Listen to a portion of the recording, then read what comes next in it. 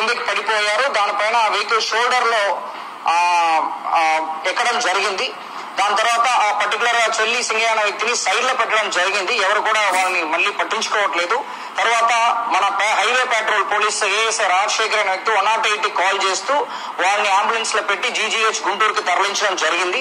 తీసుకుని వెళ్ళినప్పుడు వాళ్ళు బ్రాడ్ డెడ్ అని చెప్పడం జరిగింది.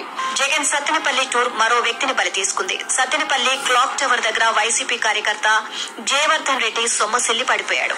ఆసుపత్రికి తరలిస్తుండగానే జయవర్ధన్ రెడ్డి మృతి చెందాడు.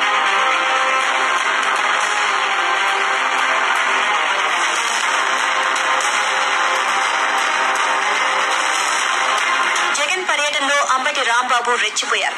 బారికేడ్లను తోసివేశారు. అడ్డుకున్న పోలీసులపై అంబటి రాంబాబు దౌర్జన్యానికి దిగారు. ఈ క్రమంలో పోలీసులతో అంబటి రాంబాబు వాగ్వాదానికి దిగారు. బారికేడ్లను తొలగించి వైసీపీ కార్యకర్తలను ముందుకు పంపారు. నిబంధనలకు విరుద్ధంగా